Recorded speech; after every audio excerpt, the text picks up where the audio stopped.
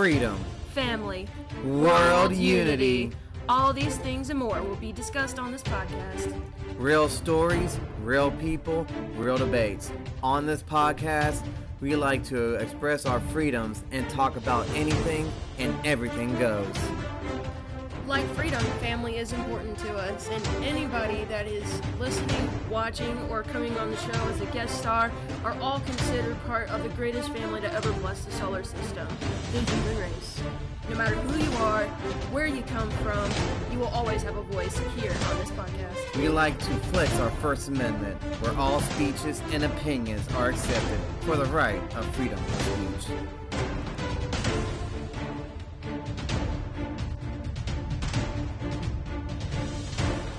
We have a saying we like to live by. Live life with eyes wide open. Being open-minded leads to true understanding of the world as it really is. Please, come, join us, and enjoy this experience as we embark on this journey of truth as we dismantle the subjective truth. I'm your host, Nick. And I'm your co-host, Victoria. And you're experiencing Heye Consciousness.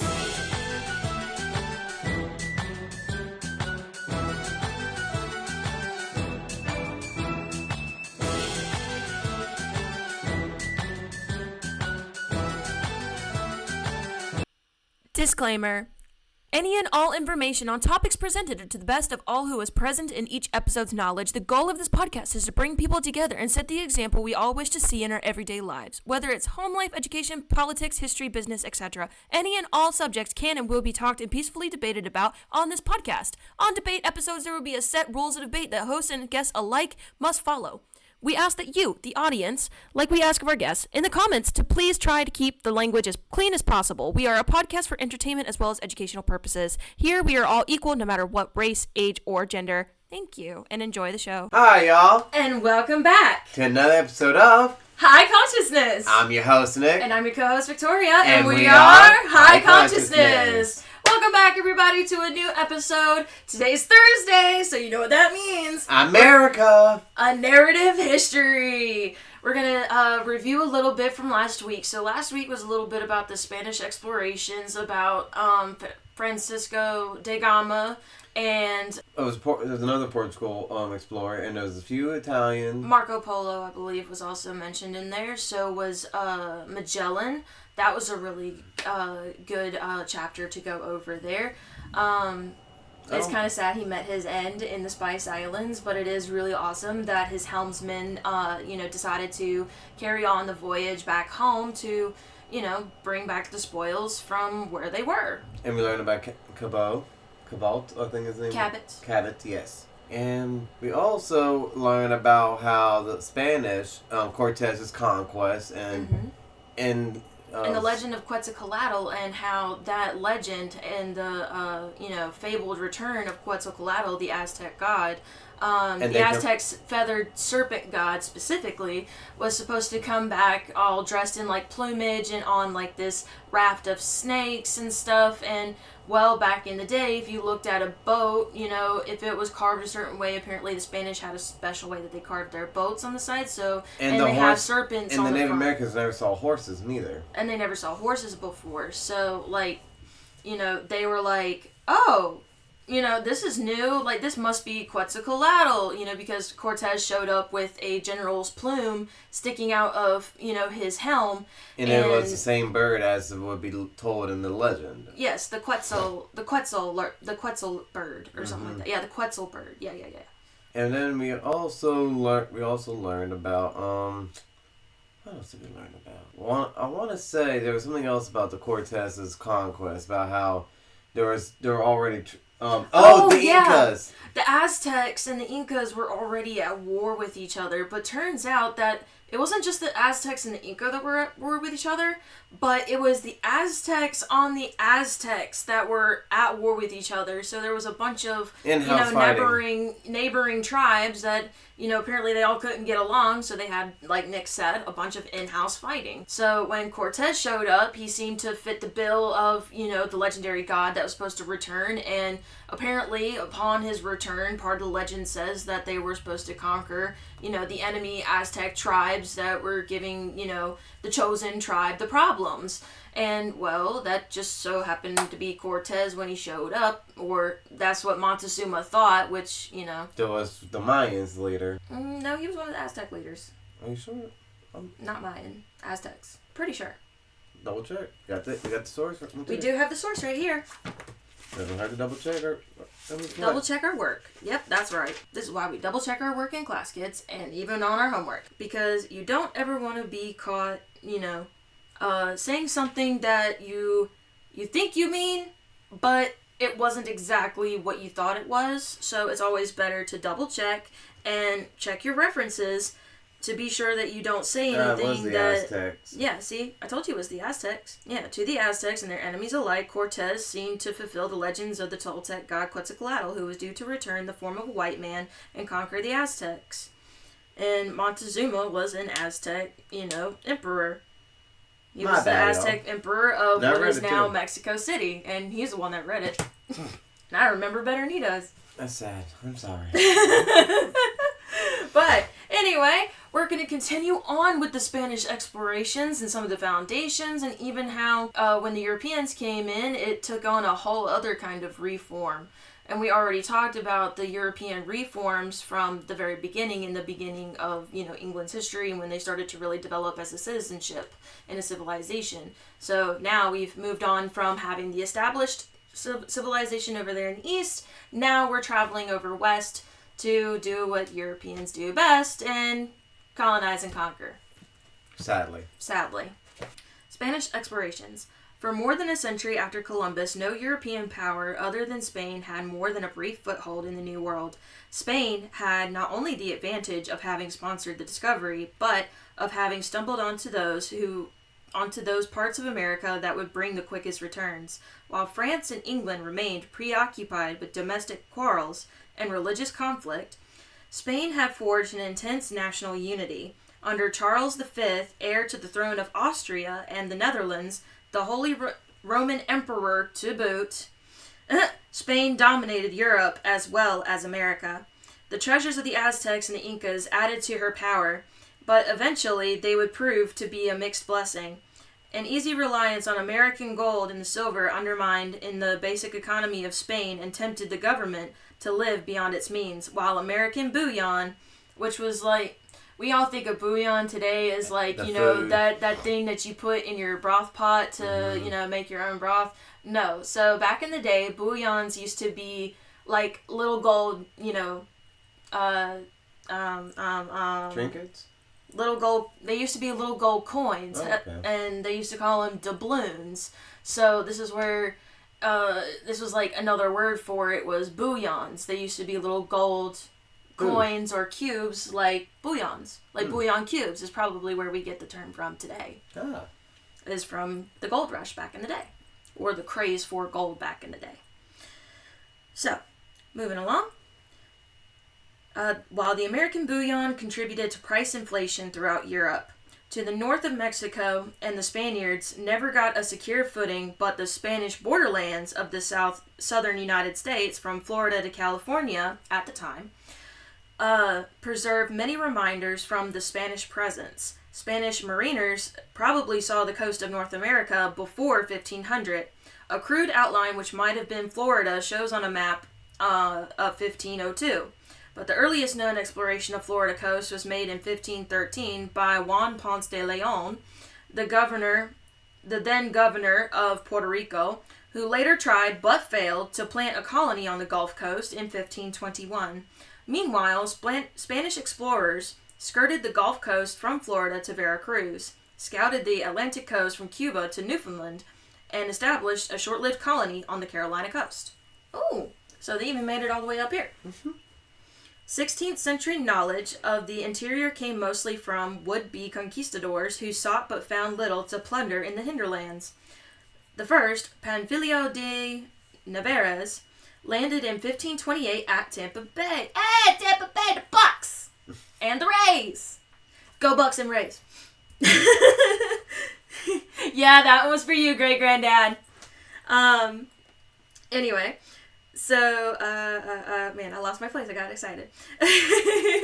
At Tampa Bay, marched northward to Appalachia, an Indian village in present-day Alabama, then back to the coast near St. Mark's, where his party contrived crude vessels in hope of reaching Mexico. Wrecked on the coast of Texas, a few survivors under Nunez Cabeza de Vaca. So, I don't know what vaca means, but Nunez means like little of some sort or something, maybe. I don't know, but cabeza means head. So, his name means something in Spanish, and I'm sure it's funny, but I don't feel like looking it up right now, because I might offend somebody and I don't want to. But anyway, Nunez Cabeza de Vaca worked their way painfully overland, and after 8 years stumbled onto the Spanish outpost in western Mexico. Hernando de Soto, hey, we've heard of him before. But like back in our school days. Mm-hmm. We got like, I think a good history lesson from Mr. Drescher about it. Mm-hmm. Yeah. Mr. Hernando de Soto followed their example in 1540 to 1543. With 600 men, he landed on the Florida west coast, hiked up as far as western North Carolina. Hey! So that's why we learned about him. Yep, that's why we learned about him. Because we're from North Carolina. Mm-hmm. Fun fact. Went then westward beyond the Mississippi and on up the Arkansas River. In the spring of 1542, De Soto died near the site of Memphis. Like Memphis, Tennessee? Really? Or Memphis, Mississippi? I guess in the spring of 1542, De Soto died near the site of Memphis. The next year, the survivors floated down the Mississippi, and 311 of the original band found their way to Mexico. In 1540, Francisco Vasquez de Coronado, inspired by rumors of gold, traveled northward to North Mexico and eastward across Texas and Oklahoma as far as Kansas. Wow, that's a whole lot. Mm-hmm. They did a whole lot of trucking back in the day. He came back. That was new land they were exploring. Yeah, that's a whole lot of exploring they did there. Mm-hmm. Like, I couldn't imagine, because that's got to be like, well over 4,000 miles. Of course, yes. Like, goodness. Like, them peoples were fit back there. Back in the day. Yeah, because they had to go to the mountains, the forests, the rivers, because it wasn't cities, and they had to walk on foot. And it's on horses, too. And on horseback. Yeah, foot and horseback. Like, goodness. Like, can you imagine how your back and your butt would feel after being on a horse for that long? Numb. Very numb. You couldn't feel it no more. Jelly. Puts a whole new meaning to take my horse down the old town road. Ride till I can't no more. Yeah. Can't feel my back no more like, and my butt. Mm-hmm. Anyway, he came back in 1542 without gold, but with a more realistic view of what lay in those arid lands. The first Spanish base in the present United States came in response to French encroachments on Spanish claims. In 1562, French Huguenots. Hold up. That's a French word. Okay, this one. Huguenots? So is that like Argonaut, like French Argonauts in a way? I'm just curious. Hold on. Probably. Take a trip to the Matrix and go figure this stuff out. Huguenots. There it is right there.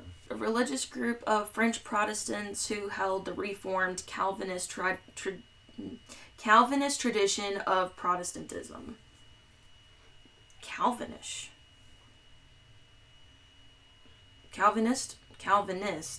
Oh. Okay. From the Calvinist tradition of Protestantism, the term was derived from the name of a Swiss political leader. The Genevan burgomaster Besançon from 1491 to 1532 was in common use by the mid-16th century. Huguenot was frequently used in reference to those of the Reformed Church of France from the time of the Protestant Reformation. Wait a minute. When was the whole thing with France and the two popes? Popes War. Mm-hmm. Yup. That is around at the same time. Yup. The Papal Schism, they called it. So I'm on the right track with history there. Ooh. So this is at the time where the church is at war with itself. That was what was the date? 14. When did it end? I think. No, about to say, kind of catch us all too fast before One you can more. read the date. One more time. 1460. That's a whole 100 years The afterwards. bull which forbids any attempt to appeal papal judgments. So the date of it, okay, it ended in 1417. So it's a whole 100 years. So it lasted for about 40 years. And this was 100 So this years. is after it reestablished itself. Okay. Ooh, little nugget of history to go look into there. If you want us to go on that little rabbit hole a little more, to get more detail and information on that, leave us a comment in the comment section down below. Let us know that you want to know more about, the two popes in France, or the two popes of the two churches, one in France and one in Rome. That's a very interesting story and a very, very interesting rabbit hole to go down. And it especially, kind of helps explain everything that happened after that and during the medieval times. You start to realize very quickly why it was called the Dark Ages, and it wasn't just because of no lights. The bubonic plague and the lights. They had no electricity. Yeah, they had no electricity yet, but that wasn't the reason it was called Dark Ages. When you and I know that now, after looking into that, the two popes schism. So anyway, moving along, the French Huguenots. In 1562, French Huguenots established a short-lived colony at Port Royal, South Carolina, and 2 years later, another at Fort Caroline, Florida. The following year, 1565, a Spanish outpost named St. Augustine. Hey, St. Augustine, Florida! That's where it got its name from. That's where it got its name from. That's really cool. Nice little nugget piece of history there. St. Augustine became the first European town in the present-day United States and is now its oldest urban center except for the pueblos of New Mexico. While other outposts failed, St. Augustine survived as a defensive outpost perched on the edge of a continent. In New Mexico, missionary efforts began in 1581, and the first major colonization drive in 1598. Santa Fe, the capital and second oldest European city in the United States, was founded in 1609 or 1610. Somewhere in there. The native uprising in 1680, the Great Pueblo Revolt, temporarily chased the Spaniards out, but they returned in the 1690s.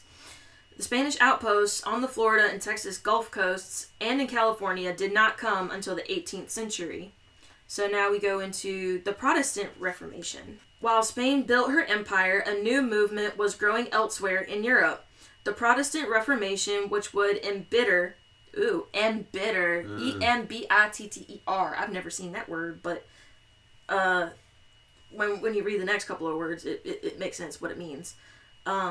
Which would embitter national rivalries, and by encouraging serious challenges to Catholic Spain's power, profoundly affect the course of early American history. When Columbus sailed in 1492, all of Western Europe acknowledged the authority of the Catholic Church and its Pope in Rome.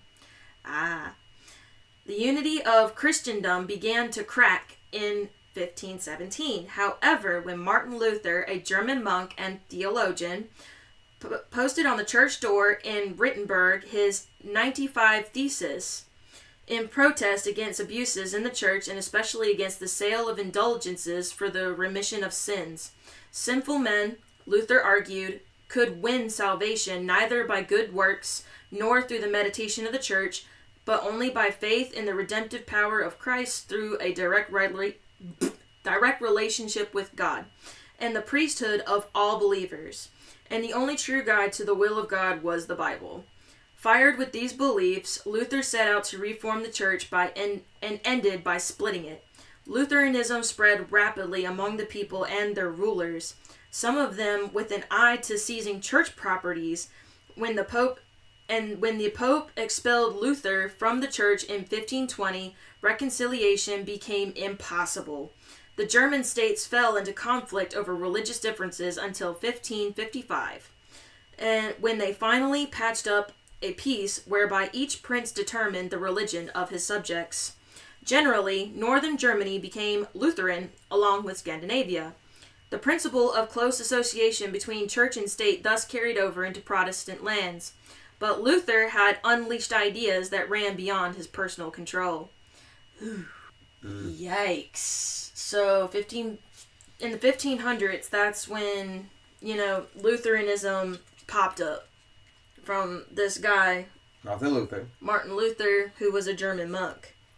That's interesting. That's very interesting. He was calling out the bias and the damn messed upness in the church. In the Catholic Church. And the hypocrisy. I really want to read his 95 Thesis now. I want to know what that is. If you'd like to know or would like to see us read the 95 Thesis of Martin Luther, the German monk that started Lutheranism, please leave a comment in the comment section down below, or hit that like button, and if we get 100 likes, we will actually do the episode. Just 100. So, get clicking, y'all. Get liking.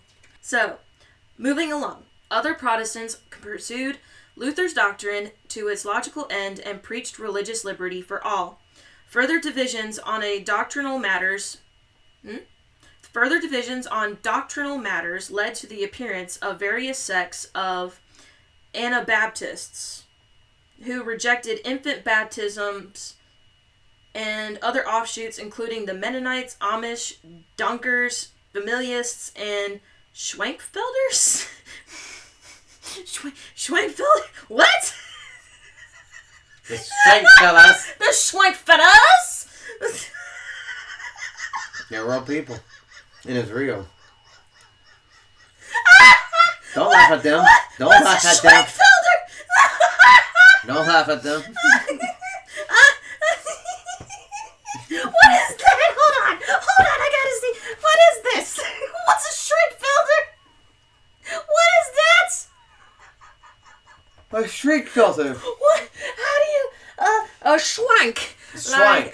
Get swifty and hey, yeah, gotta get swifty. Yeah, we Rick and Morty's fans too. SHWENK. Oh, there we go. This spelled so funny. It's a library heritage center.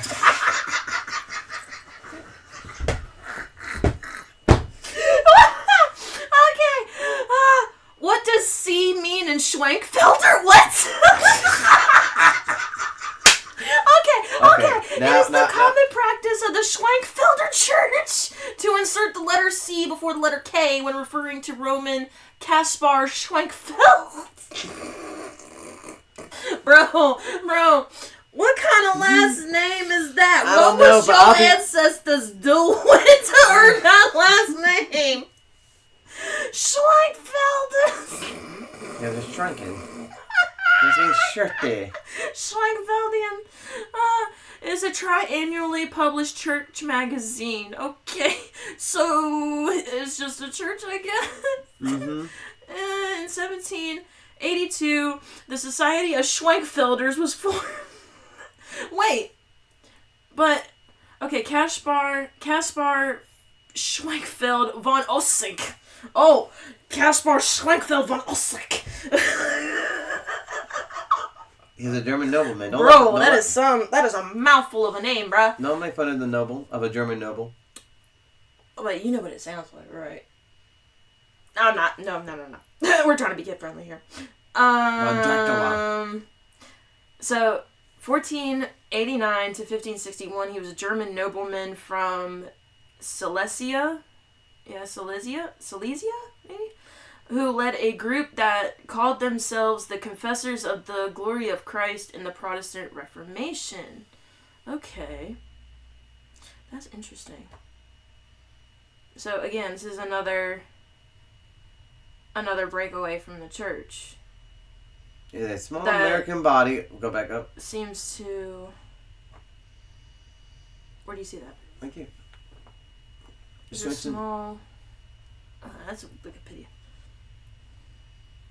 Who knows? Somebody could have messed with this church page. It's a small American Christian body rooted in the 16th century Protestant Reformation of the teachings of Caspar Schwenkfeld von Ussing. Although followers have held the teachings of Schwenkfeld since the 16th century, Schwenkfelder church was not formed until the 20th century, due in large part to Schwenkfeld's emphasis on inner spirituality over outward form. So these guys believed in spirituality, the inner God within yourself, that God is part of you, the spiritual parts of it, rather than, the worship of the church. Right. That's okay. Okay, that's interesting. But they're Schwenksters. Well, they're Schwenkfelds. They're Schwenkfelders. Schwenk. Schwenk. Alright. That was interesting. That was a fun little... There already existed, moreover, another group, the Moravians. Hold on, let me read that one more time. So I'm gonna read that last sentence one more time since we got really off topic with the Schwenkfelders. The Schwenkers. The Schwenkers. We don't know if that's a slur or like a slang term of any kind. So we apologize right out the gate. We're just trying to be funny. Trying. Anyway. It's all fun and games until someone gets offended. Yeah, it's all fun and games until somebody gets offended. But it's okay. Yes, it is. Go ahead. So I'm just going to reread that one more time so that way we're aware of all the groups that were involved after the Lutheran Church and his ideas kind of ran wild. Beyond, took root and planted themselves into different plants. Yeah, beyond his own control. His ideas spread like wildfire, as the book said. Mm-hmm. And so much like wildfire that not even Mr. Martin Luther himself could control it. Mm-hmm. So, I'm going to reread that one more time. Mm-hmm. Other Protestants pursued Luther's doctrine to its logical end and preached religious liberty for all. Further divisions on doctrinal matters led to the appearance of various sects of Anabaptists who rejected infant baptisms and other offshoots, including the Mennonites, Amish, the Dunkers, the Familiists, and the Schwenkfelders. There already existed, moreover, another group, the Moravians. Moravians. Wait. We know somebody with that last name.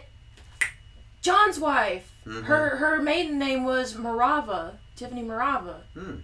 So I wonder if that's where her last name came from. If that's like part of her descendancy. That's actually really cool. Who followed the teachings of Jan Hus, yeah, that's Janhus, which properly pronounced, seeing how he's Czech, I would imagine it's pronounced, or he's Czech. Czech, about that. Yeah, Czech. He's Czech, so I assume that it's pronounced Jan Hus. Jan Hus. That's kind of fun to say. Jan Hus. Okay, it sounds like you're saying young house. Yeah, Jan Hus. Young house. A Czech reformer martyred. A Czech reformer martyred for his beliefs nearly a century before Luther. Calvinism. Soon after, the subtext now we're going into is called Calvinism. So this is going to be interesting. Soon after Luther began his revolt, a number of Swiss cantons, Cantons, influenced by the teachings of Huldrych Zwingli. Huldrych? Mm-hmm. Yeah, Huldrych Zwingli, which is Zwingli for that last name that I cannot pronounce to save my life. in Zurich began to throw off the authority of Rome. In Geneva, the Reform movement looked to John Calvin, a Frenchman who had fled to Switzerland and who brought his adopted city under the sway of his beliefs. Ooh. So, yet again, where this is kind of what links us to what Benjamin Franklin or our Silence Do-Good is saying in our past letters that we just went over on Monday, like this past Monday's episode. Like, that's actually kind of crazy, where Benjamin Franklin is talking about, even in 1722, you have clergymen that are going into being politicians, then you have noblemen that are trying to be clergymen and taking their theology and, taking over entire cities of people's minds and ruling over them in such a way. Mm-hmm. This is the very same things that Benjamin Franklin, Silence Do-Good, in the Silence Do-Good letters is telling us about, warning us about. Mm-hmm. This is crazy. So, and him having been a philosopher and a historian himself, as well as a writer and a scientist, and an inventor, like, Benjamin Franklin was a lot of things. Like, the things our forefathers were, it makes me feel bad about myself, because they were so freaking accomplished, bruh. They were, like, philosophers, they were theologians, they were lawyers, they were writers, they were inventors, they were scientists, they were all kinds of stuff. Like, literal jack of all trades, exactly what Secret Destiny of America, the first book that we went over in this podcast, it's what it went over. So again, this is where these three books that we have gone over, even from the very beginning with Secret Destiny of America, it all links together. Like, this is crazy. Like, that's nuts. Okay, so moving along here. The Frenchman who had fled to Switzerland and brought his adopted city. I'm going to read that one more time. Calvinism. Soon after Luther began his revolt, a number of Swiss cantons influenced by the teachings of Huldrych Zwingli. Zwingli.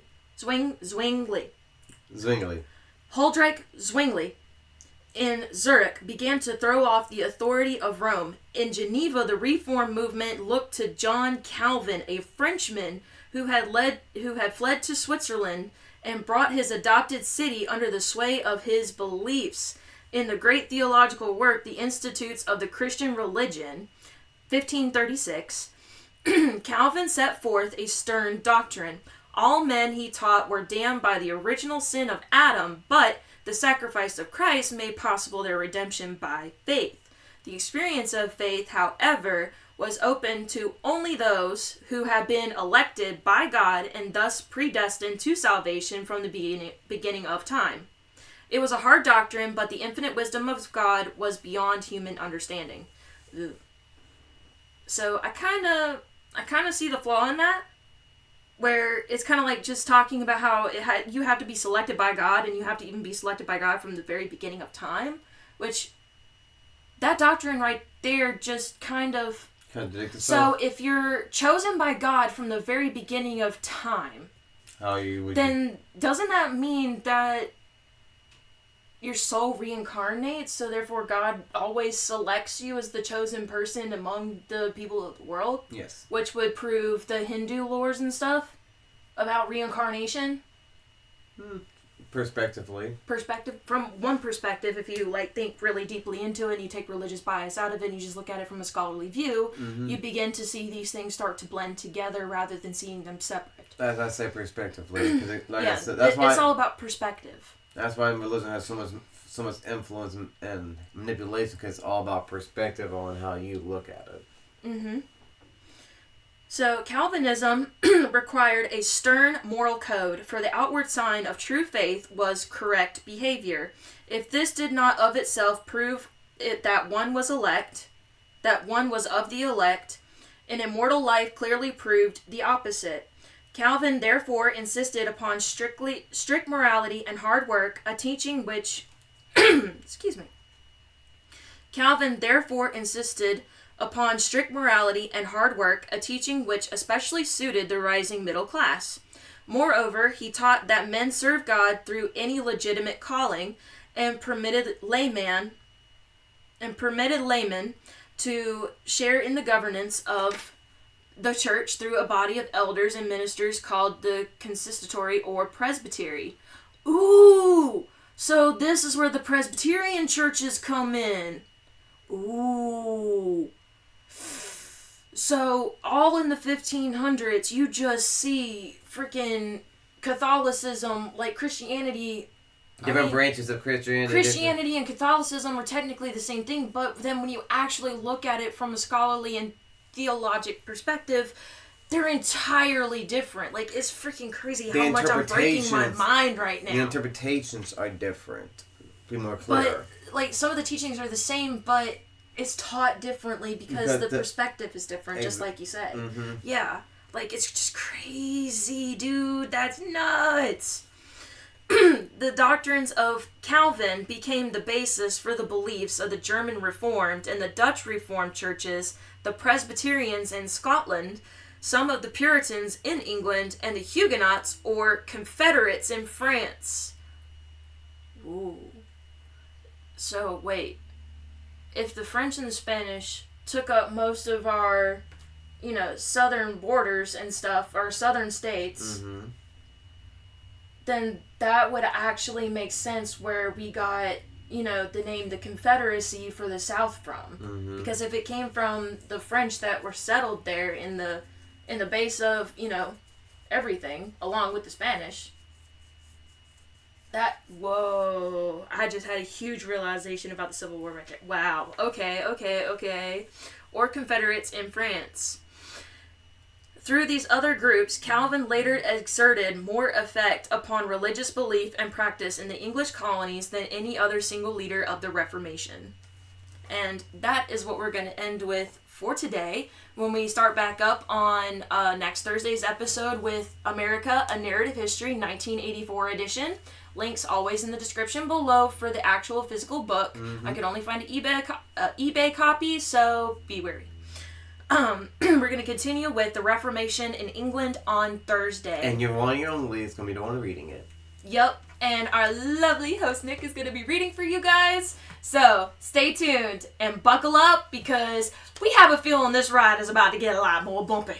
Because it's been a little bumpy so far with the breakings of the churches. Like, we see freaking the Protestants pop up. We see the Catholicism breaking down.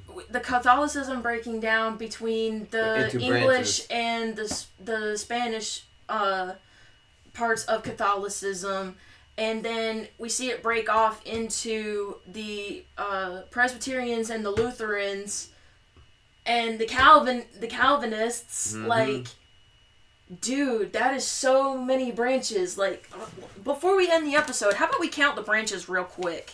Because that's quite a lot. I want to say at least 8 or 9. So, let's see. We have... Lutheranism. That's the first one. So, we have French Huguenots, which that's where some of our... That's one. Okay. So we have the Spanish, Veracruz, blah, blah, blah. That's the explorers. Yeah, that's our explorations, but it started with the explorations, didn't it? Okay, while Spain built her empire, so elsewhere in Europe, so okay, you have Catholic Spain, Protestant Europe, and the Catholic Church in Rome. So there's already 3 sects right there. And the unity of Christendom between those 3 sects began to break down in 1517. So that's when Lutheranism comes into play. And then that's when, after that, Protestantism pursues his doctrine, and it becomes even more so. I'm just moving over to add one more, just in case when you do. And then we have Calvinism. So there's our 6th one. 6. And then that's when we hit the Presbyterians after that. Like, and the Moravians, the Amish, which are like also the Mennonites, which are entirely different. That's 10.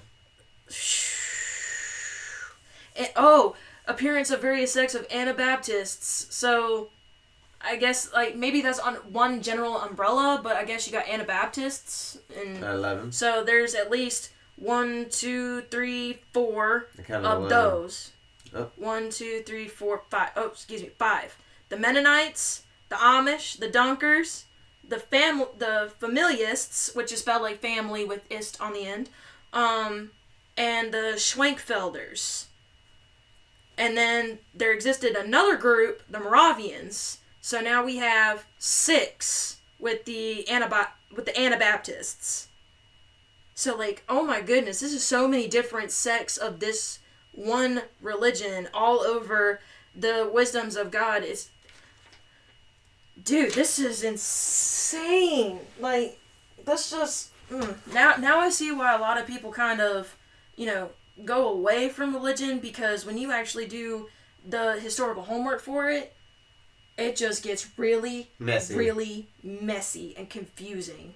And I guess this is where, with my dream with, the master under the tree of life, or Jesus, I think he was Jesus. I mean, the only thing I can find that looks like him is Jesus. So Jesus met me under the tree of life, and he told me that through time, like sand, things had been sifted and shifted, lines blurred by winds of change, and that you had to, like, blend them together or something to be able to see what the truth of it is, or the true line, he said, which I think is, like, to see the line as it is, like, clear in truth. And this right here just proves it. It just brings truth to what he said to me in my vision. But that is all that we have for today. We will see you guys with the next Thursday's episode of America, a Narrative History. And don't forget to tune in on Monday, where we go over the Constitution and other writings. We are going to be moving on to the Peace Department that Benjamin Franklin wrote himself. An Edict by the King of Prussia, 1773. So this is about 3 years before we declared our American independence. So that is Monday's episode with this book. Again, on Monday episode links with this book's links are always in the descriptions down below. Mm-hmm. So if you want this copy for America, a Narrative History, 1984, you click on this video. For the other one, you click on the American Constitution ones. So, with that being said, as we always say, y'all, live life with eyes wide open. And we'll see you on the next one. See ya!